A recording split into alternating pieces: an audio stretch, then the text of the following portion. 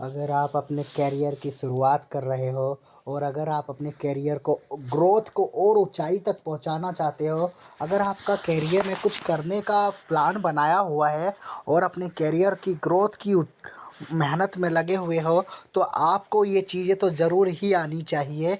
ये एक ऐसी चीज़ है जो आपके करियर को और इम्प्रूव करेगी और ये आपके ग्रोथ को ज़मीन से आसमान तक ले जाएगी। आपको इन वोकेबलरी पर ज़रूर ध्यान देना चाहिए, आपके प्रोफेशनल लाइफ में ये बहुत काम आएगा। तो चलिए शुरू करते हैं। Strategy planning.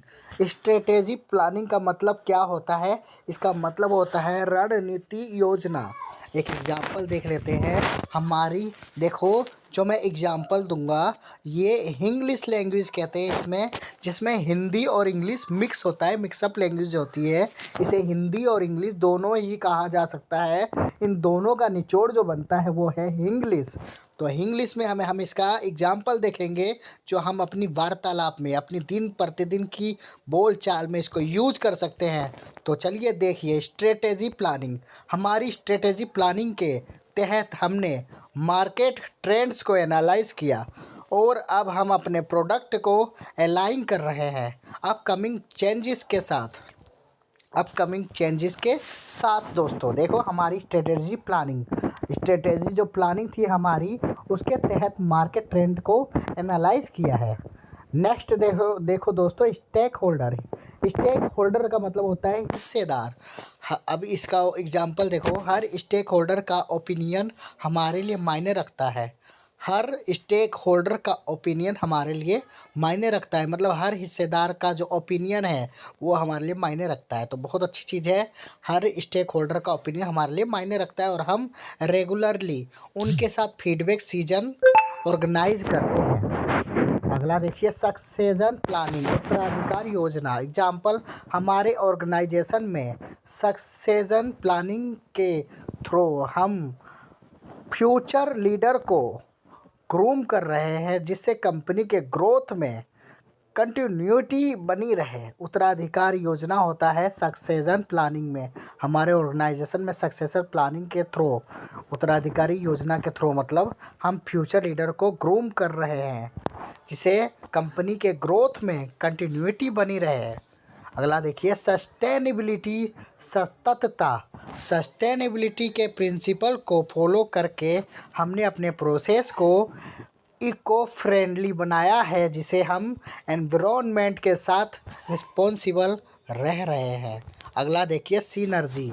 सिनर्जी क्या होता है? टीम मेंबर के बीच सिनर्जी क्रिएट करने के लिए हम टीम बिल्डिंग एक्टिविटीज़ और कोलैबोरेटिव प्रोजेक्ट को प्रमोट करते हैं। सिस्टमेटिक, तंतुमूलक। देखो एग्जाम्पल, हमें वर्क फ्लोज में सिस्टमेटिकली अप्रोच मतलब होता है दृष्टिकोण।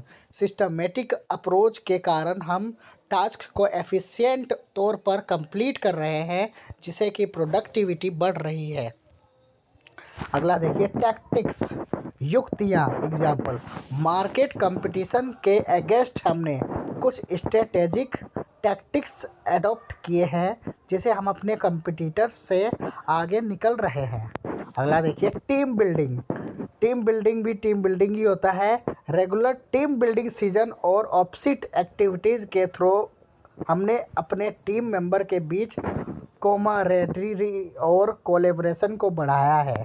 टेक्नोलॉजी मतलब तकनीक। हमारे प्रोडक्ट को इन्हेंस करने के लिए हमने लेटेस्ट टेक्नोलॉजी का यूज़ किया है, जिसे हम कम्पिटिटिव मार्केट में अहेड रह सकते हैं। टाइम मैनेजमेंट का इम्पोर्टेंस समझकर हमने अपनी डेली टास्क को प्रायोरिटीज़ किया है, जिससे कि हम अपने डेडलाइंस को मीट कर सकते हैं। ट्रेनिंग यानी प्रशिक्षण। एग्जाम्पल देखिए, रेगुलर ट्रेनिंग सीजन के थ्रू हम अपने एम्प्लॉयज़ को इंडस्ट्री ट्रेंड और लेटेस्ट टेक्नोलॉजी के बारे में अपडेट रखते हैं। अगला देखिए, ट्रांसफॉर्मेशन, परिवर्तन। मार्केट डिमांड के मुताबिक हमने अपने बिजनेस मॉडल्स में ट्रांसफॉर्मेशन किया है, जिससे कि हम एडेप्टेबिलिटी मेंटेन कर सकें। ट्रांसपेरेंसी, हमने क्या हुआ, हमारे ऑर्गेनाइजेशन पॉलिसीज़ में ट्रांसपेरेंसी प्रायोरिटीज़ किया गया है, जिससे कि एम्प्लॉयज़ को क्लियर कम्युनिकेशन मिले और ट्रस्ट बना रहे। यूटिलाइजेशन उपयोग। रिसोर्सेज यूटिलाइजेशन के मामले में हम रेगुलरली एनालाइज करते हैं ताकि कोई भी रिसोर्सेज वेस्ट ना हो और ऑप्टिमम यूटिलाइज हो। वैलिडेशन मान्यता। हर डिसीजन लेने से पहले हम वैलिडेशन प्रोसेस फॉलो करते हैं जिससे कि हम कॉन्फिडेंट हो सके कि हमारा अप्रोच सही है। वैलिडेशन। वैल्यू प्रीपोजिशन मूल्य प्रस्ताव। एग्जाम्पल, हमारे प्रोडक्ट का वैल्यू प्रीपोजिशन है उनके यूनिक फीचर में जो कस्टमर को एक्स्ट्रा बेनिफिट प्रोवाइड करते हैं। विजन। एग्जाम्पल देखिए, हमारी कंपनी का विजन है एक सस्टेनेबल और इनोवेटिव फ्यूचर क्रिएट करना जिससे हम अपने कस्टमर्स, एम्प्लॉयज़ और स्टेक होल्डर के लिए वैल्यू क्रिएट कर सकें। तो ये थी आज की वोकेबलरी। एक बार रिवीजन कर लेते हैं।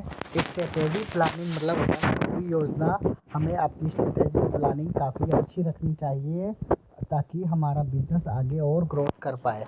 स्टेक होल्डर होता है हिस्सेदार।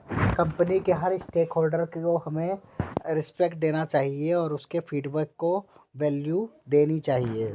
सक्सेशन प्लानिंग उत्तराधिकार योजना। हमारे ऑर्गेनाइजेशन में सक्सेशन प्लानिंग के थ्रू हम फ्यूचर लीडर को ग्रूम कर सकते हैं। सस्टेनेबिलिटी सततता। सस्टेनेबिलिटी को के प्रिंसिपल को फॉलो करके हमने अपने प्रोसेस को इको फ्रेंडली बनाया है। ठीक है। और देखिए, सिस्टमेटिक समझ गए। टैक्टिक युक्तियाँ। टीम बिल्डिंग करना बहुत ज़रूरी है। Regular team building season of site activities के थ्रू हमने अपने टीम मेंबर को किया है। टेक्नोलॉजी, हमें टेक्नोलॉजी के साथ आगे बढ़ते रहना चाहिए। टाइम मैनेजमेंट पर ध्यान देना चाहिए।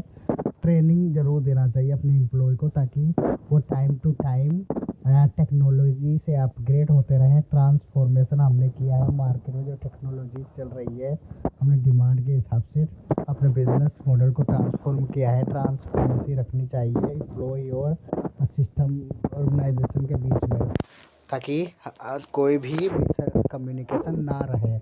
यूटिलाइजेशन उपयोग। रिसोर्सेज यूटिलाइजेशन के मामले में हम रेगुलरली एनालाइज करते रहें। रिसोर्सेज जो हमारे हैं उनको यूटिलाइज करना बहुत ज़रूरी है सही तरीके से। वैलिडेशन मान्यता। हर डिसीज़न लेने से पहले हम वैलिडेशन प्रोसेस फॉलो करते हैं, करना भी चाहिए ताकि ऐसा ना हो ये गलत हम कर रहे हैं। Value preposition. हमारे प्रोडक्ट का वैल्यू प्रीपोजिशन है उनके यूनिक फीचर में है जो कस्टमर को एक्स्ट्रा बेनिफिट प्रोवाइड करता है। विजन। हमारी कंपनी का विजन है सस्टेनेबल और इनोवेटिव सिस्टम फ्यूचर क्रिएट करना जिसमें हम अपने कस्टमर, एम्प्लॉयज़ और स्टेक होल्डर के लिए वैल्यू क्रिएट कर सकें।